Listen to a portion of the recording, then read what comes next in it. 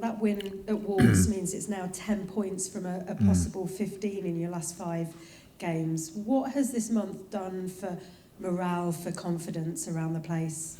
Well, clearly results. Winning's obviously important, and that's what breeds the confidence, of course. But for me, it's always been about the process. I've said before, and you guys and others will purely look at it on the results. But for us, and for me, I think we'd played well in a number of games, but we just had errors within that. And I think over this last period of time, and just our concentration's been better, and then we add that to some of the play that we've had. So yeah, and I think the last game typified that. We scored 2 fantastic goals in the first half. Defended strong when we had to. Second half, we drop our lines a little bit to be more compact and tight, which gives Wolves more of the ball, but we can still carry then a threat, and we scored 2 further goals. So winning always breeds the confidence, and but like I said, the spirit has always been good, and we want to continue with that. 4 clean sheets out of 5 now as well. Obviously, that is down to players all over the pitch, but how much have you seen Danny Ward develop this season and over the last few games? Yeah, it's been a difficult start for him, naturally, because of the team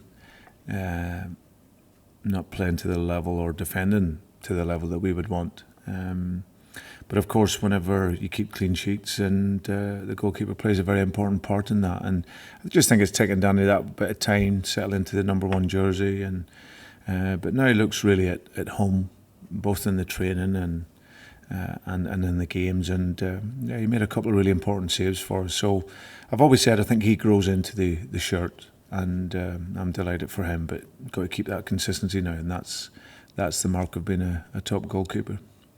Defensively, is this weekend your biggest challenge yet? You're facing a team who's scored more than any other in the Premier League. Yeah, it's a team that's got an incredible quality. It's the best possession team in world football. So that defensively you're going to have to work. I watched the game during the week against Dortmund, and I'm a big admirer of Pep and his work. So we understand the challenges in the game, but we also prepare for the moments when we can be a threat as well, and that's always important. So you got to defend well, you got to defend aggressive, you got to close up certain spaces on the field.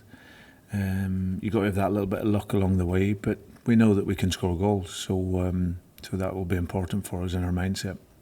There have been questions over Erling Haaland's fitness for this weekend. How much stronger has he made Manchester City this season, and could that be a boost for you if he isn't available to play? Well, I hope he plays, because it's a player that I've seen from his earlier years as a young player. I think you want to see the best players, and I think what we now have is what the beauty now in the Premier League is. We have the chance now to see a genuine world-class player grow and develop his talent in our shores. So I really hope he plays. He's a brilliant player, and what I love about everything about his game, he's come in, he's 22 years of age. Everyone can see the talent. He's a natural goal scorer, but he clearly works on it as well. He never wastes a run. His run, normally he always makes the right runs. The ball doesn't always come. But the biggest thing for me in following his career has been his hunger and the effort he puts in to becoming the best player that he can be. I read somewhere a few years back that he felt he needed to get stronger, and he put on 10 kilograms of muscle. And you don't do that by not working and working hard. So he's clearly a young player that works on his game. He's blessed with an incredible physicality, but he looks like he has that hunger to be the very best he can be. And over this next decade or so, it'll be great to follow that. But yeah, so I hope he plays. It's great to always measure yourself against some of the top talents, and he's a top talent. If he is involved, you'll be keeping him away from Jamie Vardy's energy drinks. Yeah, that's purely for Jamie. That's unique for him.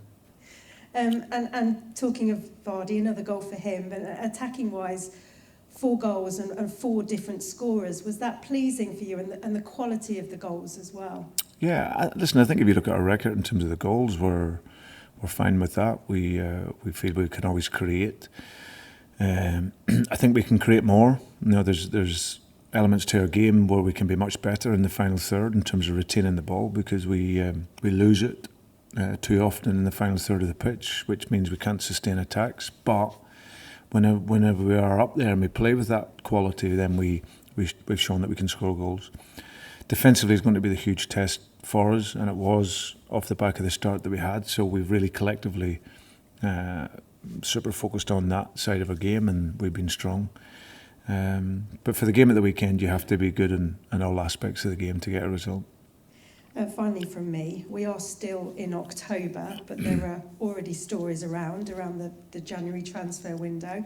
How concerned are you when those stories involve your players, and how much planning goes in at this stage of the season in terms of what may or may not happen in January?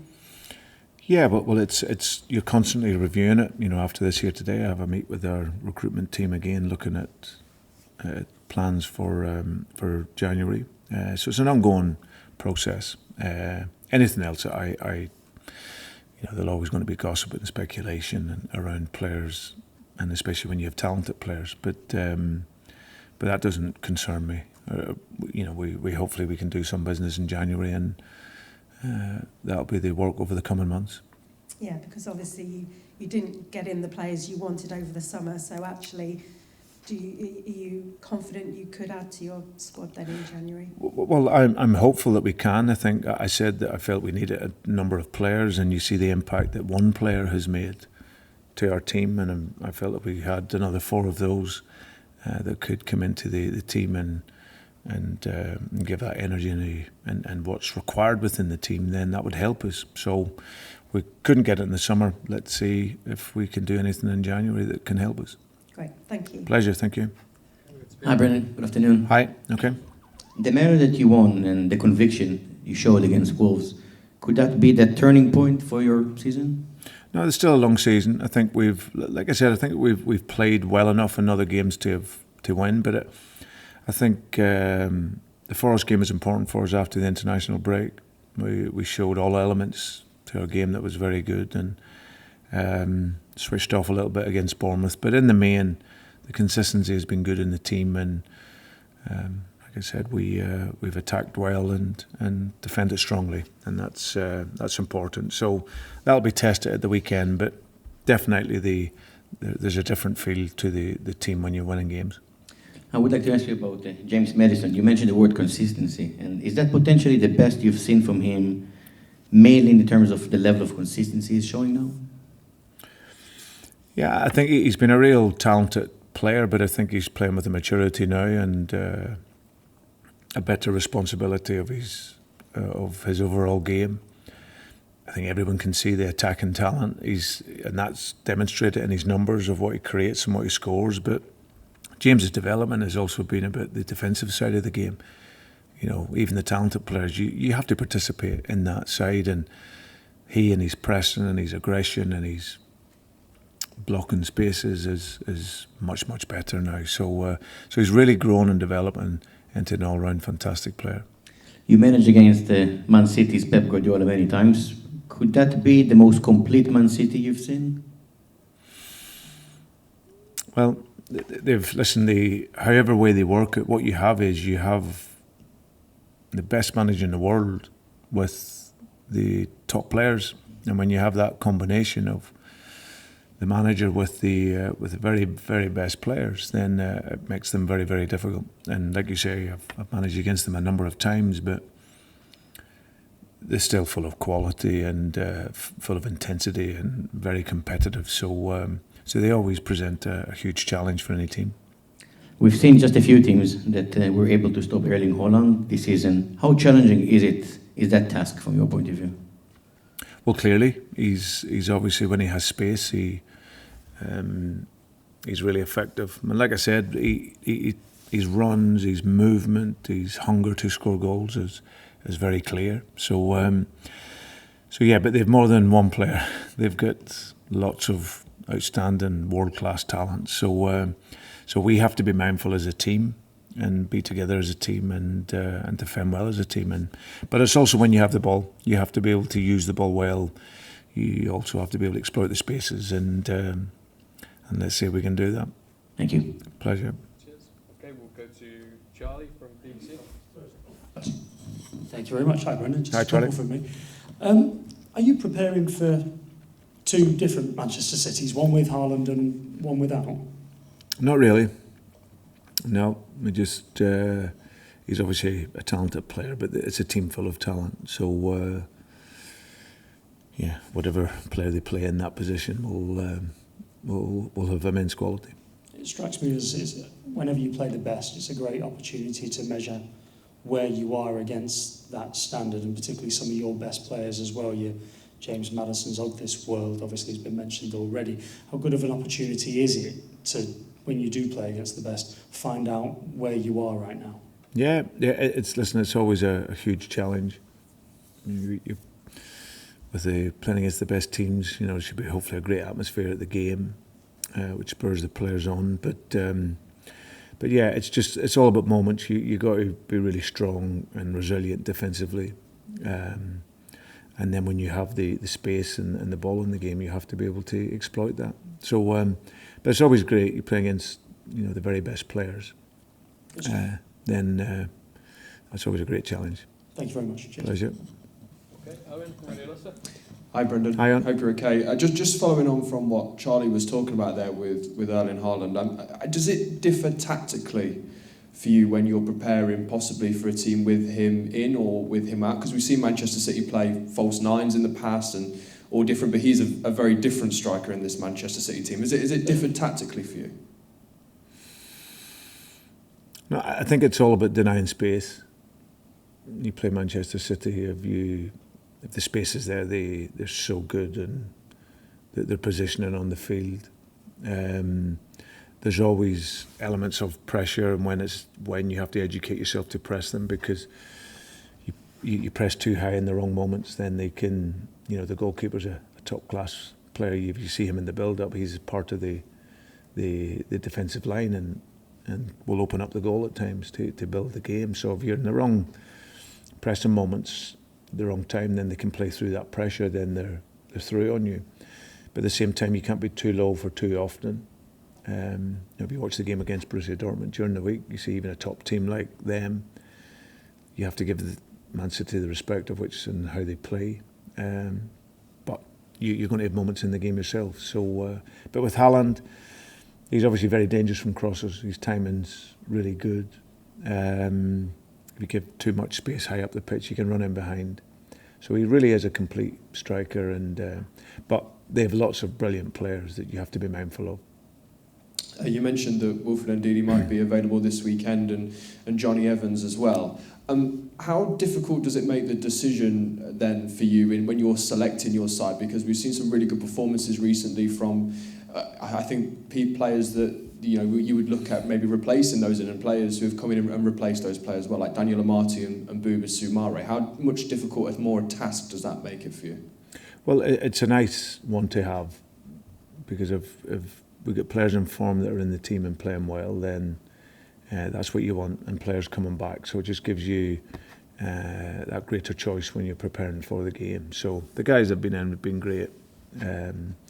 But it's very important that you have a bench as well that can affect the game. So I think having the players available is what's important, and then that's all they can do is train well, and then we pick a team and a plan that we think can get the result. Today marks 4 years since Kunvishai passed away, and of course 4 other people as well. I know you never met him, and you've spoken before about how you would have loved to have met Kunvishai, but how do you see his legacy even today, and how it's carried on from his time in 2010 when he bought the club? Well, I think if you can look at our move as a team and as a club into our training facility here at Seagrave, if you look at the FA Cup, if you look at the Community Shield, if you look at a European semi-final, you look at the ongoing work with the local council in terms of progressing the stadium. This is a great testament to the legacy of Kunvicha, the great work of a lot of the people at the club, you know, our board, to Kuntop, you know, as his son, and who's taken over that leadership. So I think everyone is very proud and very honoured and very privileged to carry on with his legacy, and I think the achievements that the club are making pay testament to that. Is his and that presence felt within the playing squad even now? Because there's a lot of new players that perhaps, you know, have come into the club since then. Is it still very much a fundamental core thing that is surrounding the club still at this moment? Yeah, it's very important. It's always in balance, because you think of the great person and the great work that he's done within the club and the community. I think every player coming in is fully aware of his presence and what he was to the club and what he still is. And then you also have the future with Kuntop and his family and the work that they are carrying on. But every player comes in and is aware. Of course, we've had players here that were here when the tragedy happened, and that will always be with them. But it's very much a part of the story here, huge part of the story. But also the optimism of carrying on with the great legacy that he created himself here. Final one, Brendan, but there was a gathering at the Vichai Memorial Garden this morning. I know there was a number of first-team players there. Were you there Yes. this morning? What was that like, that experience? Well, obviously the Memorial Garden is placed on the site where the accident happened, tragically. I think Susan Whelan and the club here have done an incredible job at ensuring that the memory is there. They've built a beautiful garden there, which each year you go back, and each time you go back it's maturing and growing and developing, and it's absolutely beautiful. So yeah, this morning there was a number of the senior staff, some of the former players and some of the current staff and board, and they were there, and it was a lovely ceremony with the monks, and again it pays tribute to such a sad time in the history of the club and for the family, but we always commemorate it, and like I say, use it as a great motivation for everything that he'd done and everything that we want to continue with.